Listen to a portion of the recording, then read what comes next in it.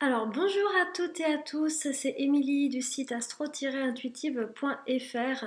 Je vous retrouve pour la nouvelle vidéo justement de la nouvelle lune qui aura lieu le dimanche 23 février et qui se produira sur le 4e degré du signe des poissons. Elle se passera exactement à 16h33 heure de Paris. Alors on va voir ensemble quelles sont les énergies astrologiques autour de cette nouvelle lune et comment on peut s'adapter au mieux à ce cycle. Alors pour cette vidéo, parce que si vous me suivez, vous avez vu que je suis en train d'essayer de nouvelles choses par rapport aux vidéos. Donc pour cette vidéo, je crois avoir trouvé la parfaite solution. Euh, eh bien, tout simplement, vous allez pouvoir et me voir et voir la carte grâce à ce magnifique nouveau logiciel que je viens d'utiliser. Voilà, qui me permet donc de vous faire à la fois une capture de mon écran par rapport à la carte et puis en même temps vous pouvez quand même me voir et là je pense qu'en fait tout le monde sera content. Effectivement, je trouve que c'est quand même aussi plus vivant, donc j'espère que ça vous plaira. Voilà, donc moi en tout cas c'est vrai que j'aime toujours bien essayer des nouvelles choses au niveau informatique, donc voilà, c'est toujours intéressant. Mais bon, assez parlé de ça, parce que finalement on s'en fiche un peu. Alors on va regarder la carte de cette nouvelle lune, que je vous ai mis donc à gauche.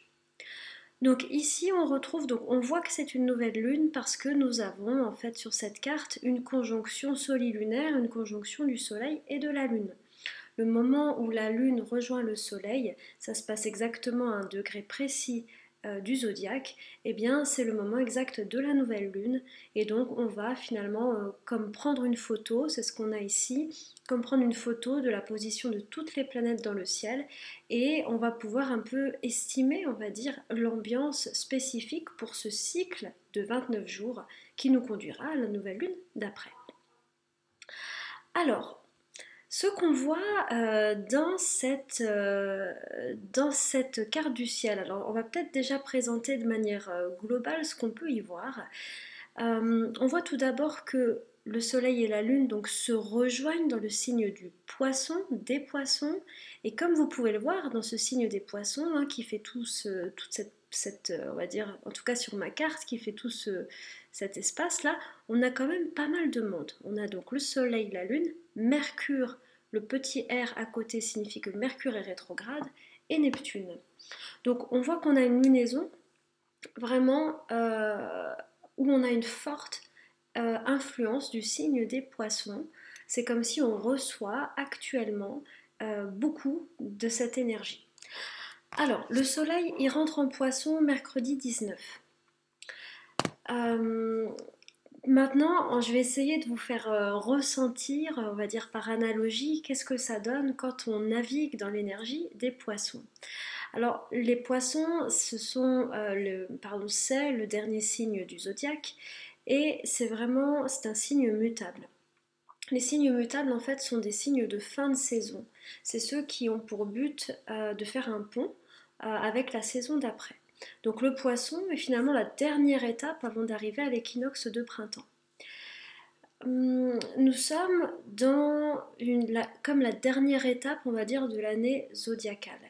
Et je ne sais pas si vous avez remarqué ça, mais chaque année, quand on arrive dans cette période du poisson, on ressent un espèce de flottement qui est tout à fait raccord avec l'énergie des signes mutables, c'est-à-dire qu'on sent qu'on est en transition, on sent qu'on est en train d'aller d'un état à un autre, et je dirais vraiment que quand on est dans le signe du poisson, il y a cet état un petit peu je dirais ça comme ça, une sorte de soupe indifférenciée, on est dans quelque chose d'un peu flottant. Si vous sentez une ambiance un peu flottante, si votre volonté, votre humeur est un peu flottante, effectivement on peut y voir un lien avec ce signe des poissons. Alors traditionnellement, les poissons sont un signe en lien avec...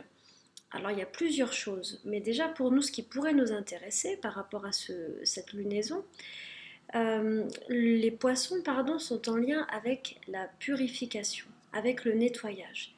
Imaginez qu'on est juste avant d'arriver à une nouvelle étape, à un nouveau démarrage qui est représenté par l'équinoxe de printemps, hein, qui arrive dans un mois.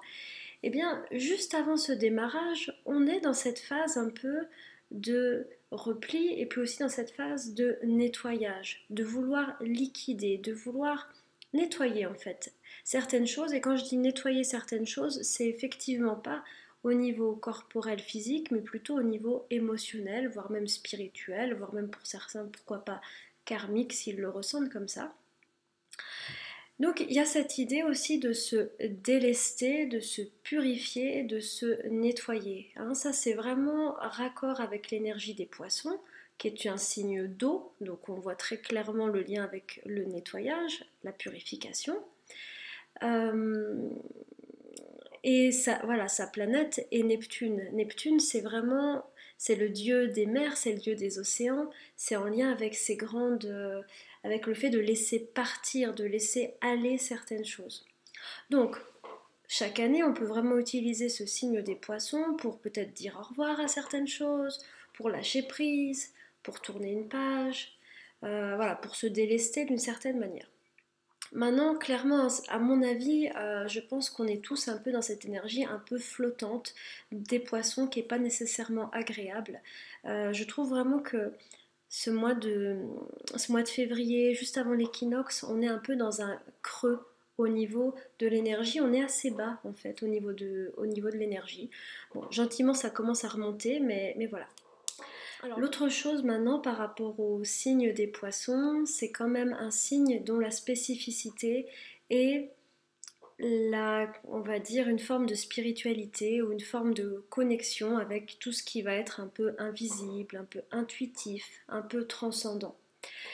Donc ce mois-là, cette nouvelle lune-là, je trouve est une invitation à se relier soit à quelque chose de très intérieur, pour appeler ça notre âme par exemple, soit à quelque chose d'extérieur, peut-être la vie, on peut l'appeler de plein de manières différentes, mais le poisson, c'est vraiment cette énergie-là qui nous demande, euh, qui va amener presque une grille de lecture beaucoup plus spirituelle et intuitive sur les événements que l'on vit.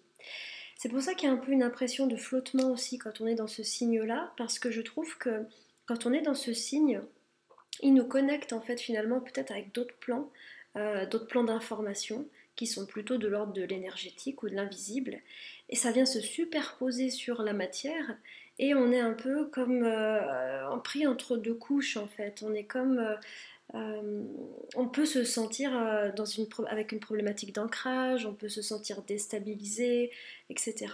Hein, du fait un peu de c'est comme si, je dirais, le pont, le lien entre les mondes, il est plus faible, on va dire, il est plus perméable en tout cas pendant le mois du poisson.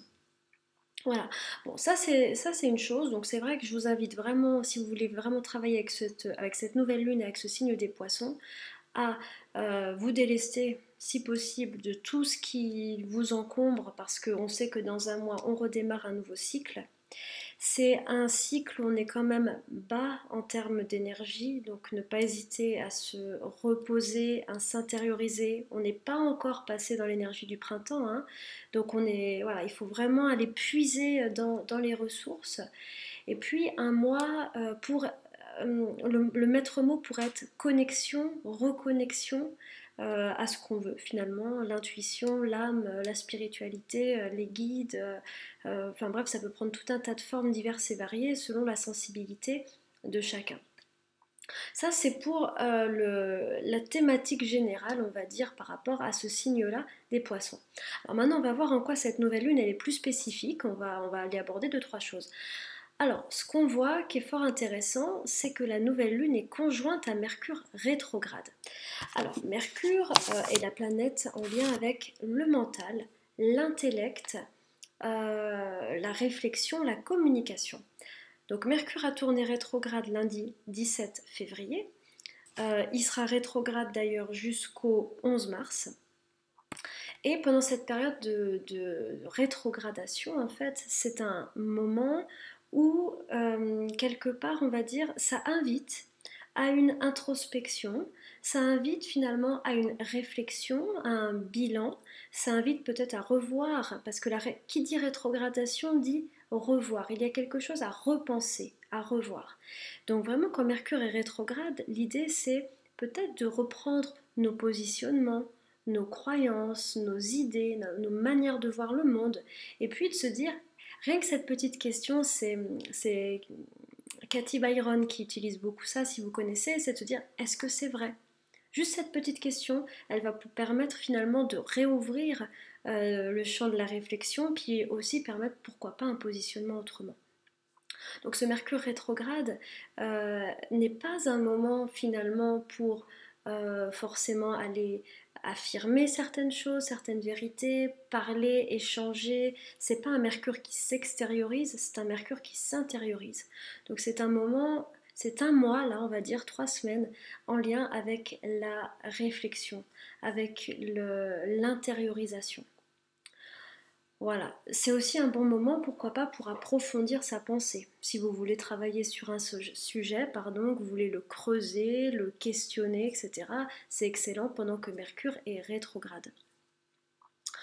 Voilà, donc ça c'est quand même assez intéressant, on a une nouvelle lune qui est dans le signe des poissons, qui est le signe le plus intuitif, le plus spirituel, le plus connecté, on va dire. Et puis on a quand même Mercure qui est ici, qui est la planète de l'intellect, du mental. Alors bien évidemment, on voit ici que Mercure, bon bah le pauvre Mercure, il est un peu noyé, hein. Il est un peu, malheureusement, il est pris dans la vague, on va dire, du poisson. Enfin malheureusement ou heureusement, je ne sais pas si c'est bien ou mal, mais enfin en tout cas c'est comme ça. Ce qui signifie aussi que toutes les facultés logiques, les facultés de discernement, de réflexion, voilà, de discrimination sont un petit peu noyées, elles sont surtout noyées par l'émotionnel. On en parlait lors de la vidéo dernière, je vous parlais de cette conjonction Mercure-Neptune, qui est encore un peu présente là, cette nouvelle lune, ça s'éloigne gentiment. Eh bien, c'est cette ambiance d'avancer dans une forme de confusion, c'est-à-dire que le mental, Mercure, veut comprendre certaines choses, et puis le sujet, en fait, la réponse à sa question s'échappe constamment. Comme si, bah, vous voyez, par exemple, dans des domaines un peu spirituels, un peu connectés, on n'arrive pas bien à expliquer, en tout cas aujourd'hui, scientifiquement, il y a des choses qu'on ne parvient pas à expliquer.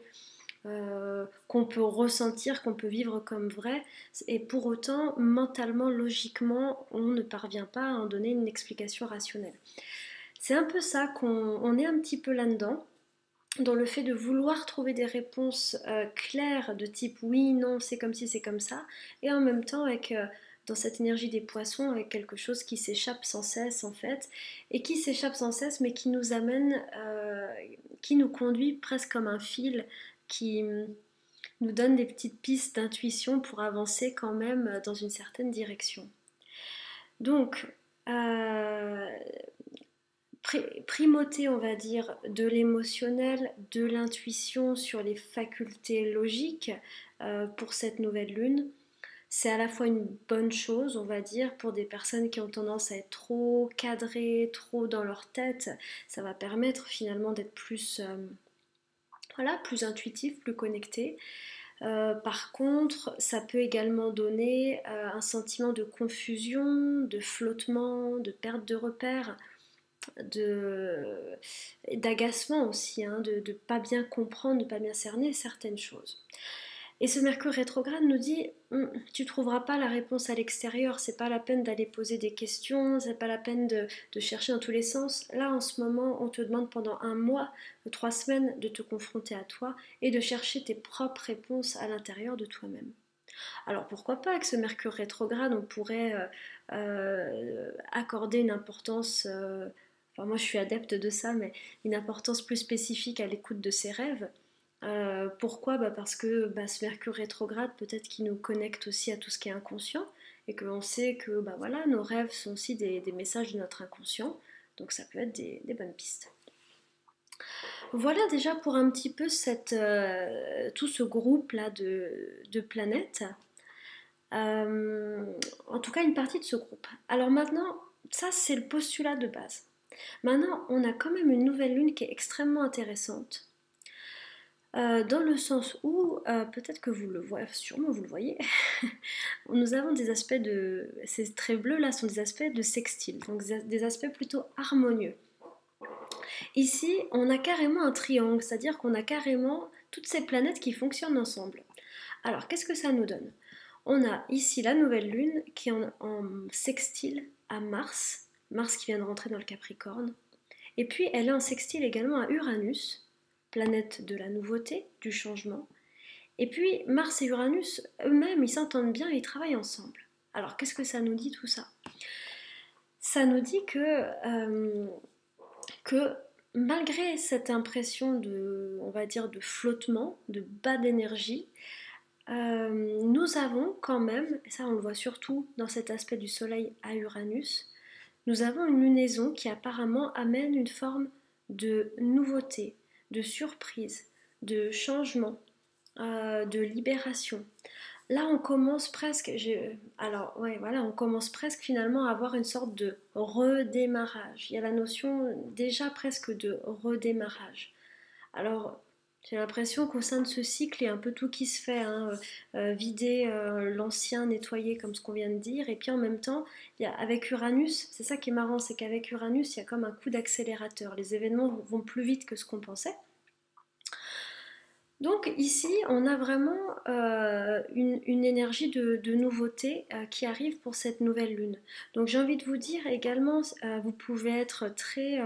soyez vraiment sensible à les inattendus, aux nouvelles idées qui peuvent arriver, surtout aux alentours voilà, de cette nouvelle lune, vers du 20 au 26-27.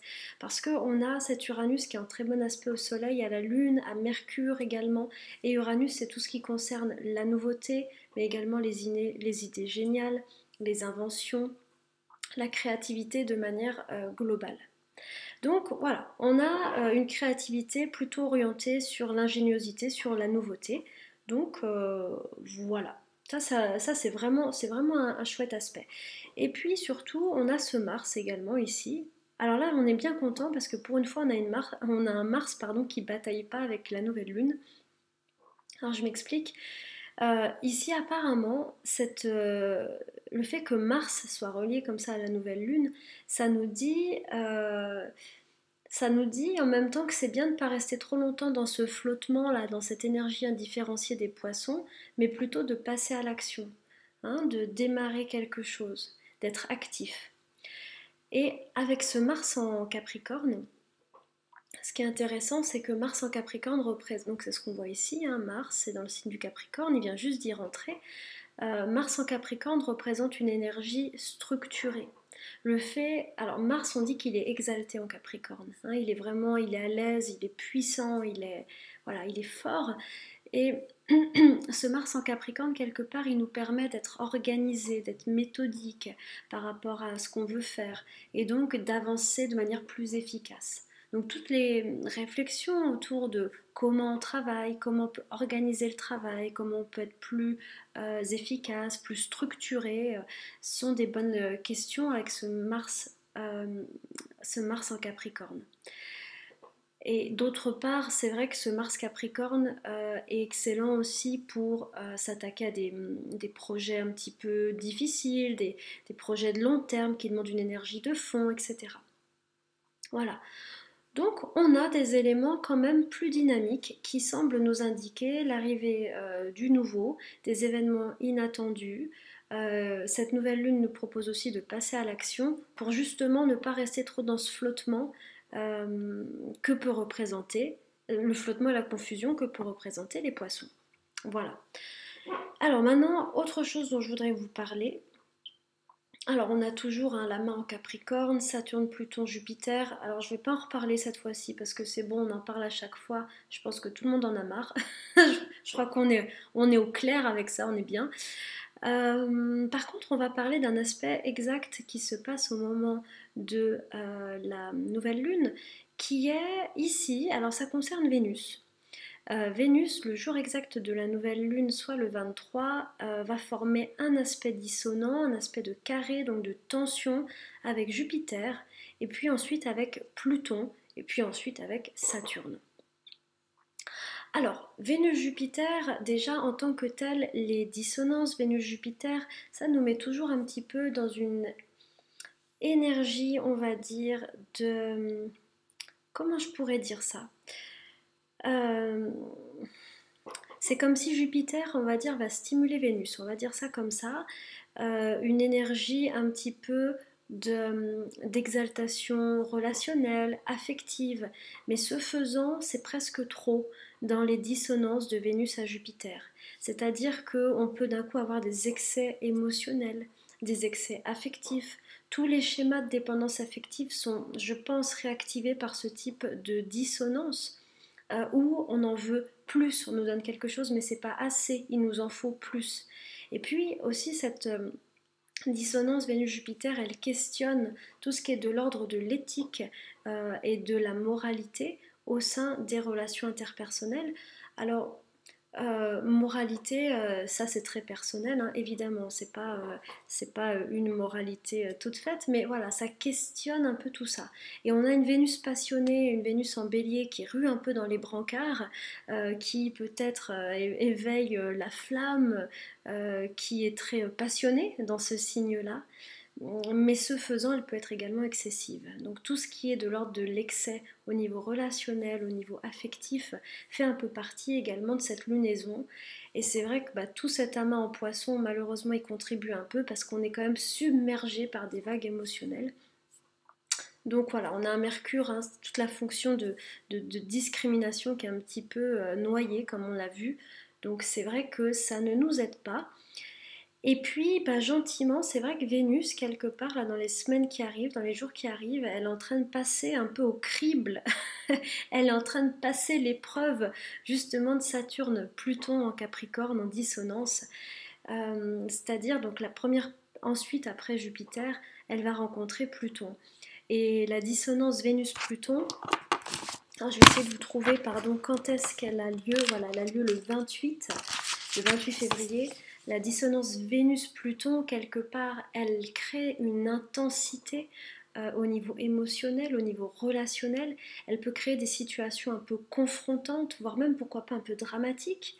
Et elle peut aussi mettre en lumière des scénarios voilà, des scénarios, pardon, j'avais une autre idée, mais des scénarios un peu toxiques ou un peu répétitifs dans la sphère amoureuse.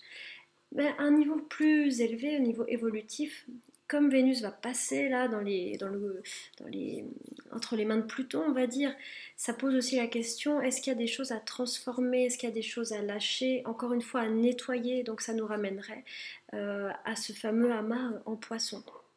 Voilà.